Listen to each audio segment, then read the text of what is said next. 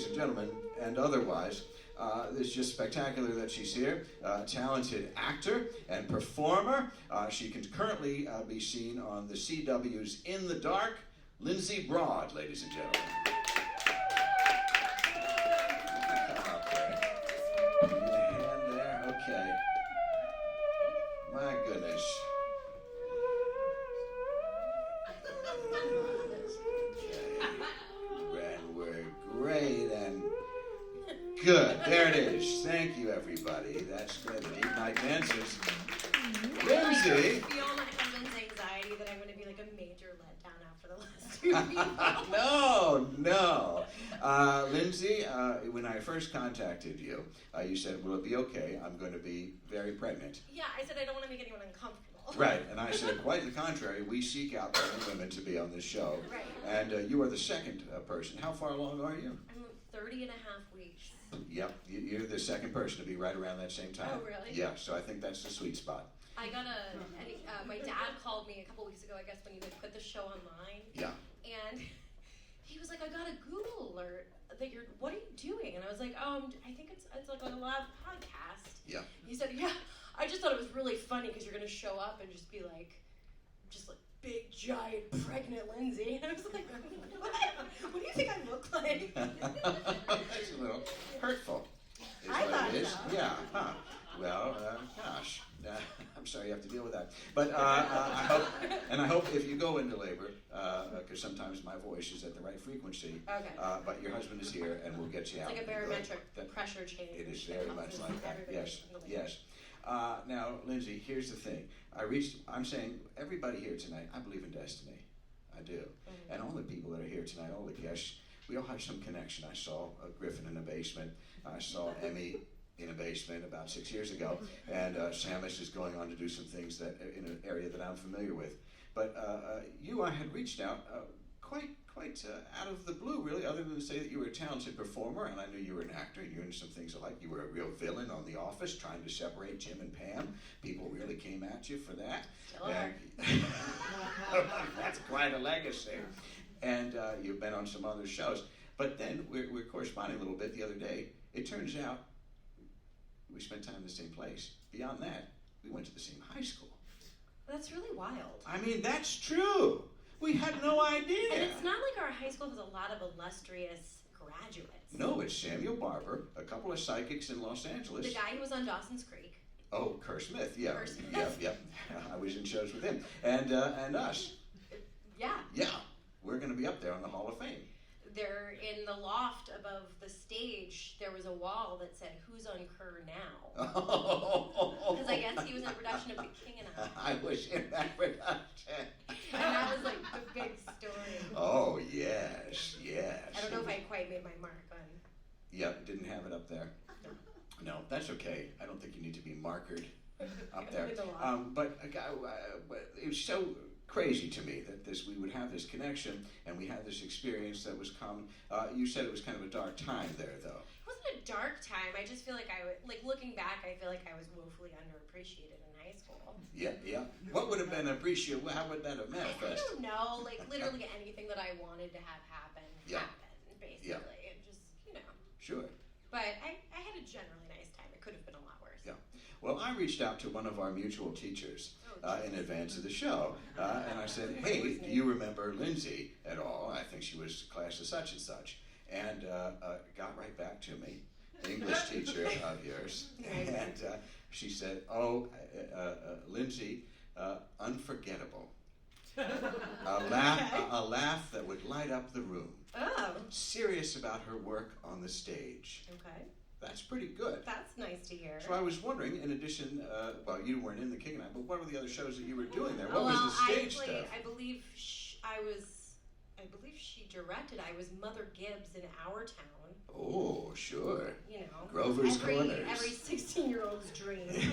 Yeah. And then I really peaked junior year of high school. I played Liesl Von Trapp in The Sound of Music. Oh, yes. Well, you have that kind of a look. And then senior year, they did My Fair Lady, and they made me the maid, and I quit. You walked out? I just emotionally was not prepared to handle that at 17. Sure. So, Yeah.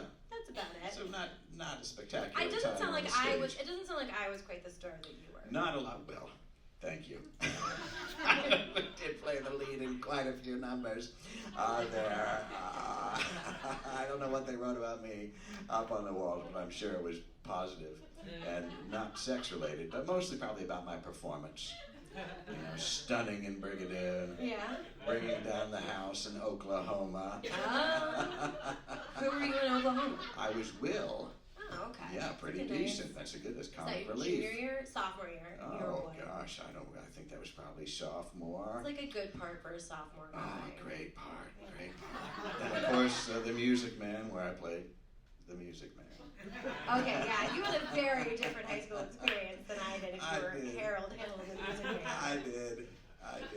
That was great. You go back to the reunions and everything? I do, yeah. Yeah. I keep in touch with a lot of people from high school. Yeah. Would you say, though, that you learned anything there that you still draw on today? Oh. Like as an actor or anything? Oh, as an actor? Yeah. Have a thick skin. True. For the critics, you mean? Yeah. Just rejection. The Henderson critics were Yeah. tough. Yeah. The school newspaper. Yeah. No, that's true. You got to be tough. Gotta be tough. You got to be tough to be up there. I know it. I got mostly glowing reviews, but it's true. You do have to be concerned with that, so you can't get a big head about anything either. That's the other good lesson to learn. Now, you're on the show now. I am. Yeah. On the CW. Yes. Which does have a lot of superhero things. Yes, this Yeah. is not that. This was known for a while as the Blind Infomaniac Detective Show. Right. The show is called In the Dark. Yeah. And it does not star Vin Diesel. No. No. Because he was in some shows where he was blind. Sure. I think Pitch Perfect. Is that what it's called? Pitch Yeah. Black. Pitch Black, sorry, yes. Pitch Perfect Black is what I'd like to see, where the aliens are only drawn out by a cappella music. And then Vin Diesel has to fight them back with it. That's right. Now this is about a blind woman who solves mysteries. What does she do? She is solving the mystery of the disappearance of her best friend, Right. who no one else is convinced is actually dead. And you play... She's convinced she found his body. Right. And she's also an alcoholic, and I play her bartender. You play her bartender, Chelsea. Chelsea, yeah. Yeah, that's a name I don't trust. Do you know anybody named Chelsea? Like contemporaries? I'm horrified if I do, but I don't believe I do. No, see, I didn't know. We had a lot of the Jessicas, a lot of the Michelles. Yeah. But the Chelsea, that came later, and so that I'm not trusting of that name. But anyhow, so now listen, I don't watch a lot of the mysteries, but my wife has seen every episode of Murder, She Wrote. So Okay. I have a kind of sense for what's going on here. Okay. And coupled with my distrust of Chelsea anyway, I think you may have done it. I guess you'll just have to wait and find out. The I'm only close. spoiler you That have is means that I'm I'm pregnant close. in my last episode, so. Oh, right. Now, did you have any bartending experience? Yeah, I bartended. Actually, you brought up Tim Robbins. I used to work right around the corner when the back room opened, which was Tim Robbins' bar. Oh. He owned a bar, but for a while it was open only to his friends. So it was only serving like Robert De Niro and Sean Penn Yeah. and his wife, and his children would be around. I think that was about the same period of time. He really has a thing for just keeping it in the family. I just was reminded of a story I have to share. Yeah, okay. So I had to go over to his place once for rehearsal. Yeah. And I got there, and then I saw the board, the buzzer outside the apartment building. And I was like, oh, he's a famous person. His real name's not going to be on here. I don't know what to ring. So then I looked, and there was like one apartment that was Tim Dobbins. So I went, well, that's sloppy. I mean, who's that? If you've made it this far, and you know he lives in this building, clearly that's him just changing one letter. So I texted just to say, hey, just double checking, the button I should be ringing is Tim Dobbins, right? And he said, no, I'm like John Hurwitz. There's just a guy who lives above me whose name is Tim Dobbins. And it was literally the apartment above was a guy who's just some weird alternate reality version. It gets weirder.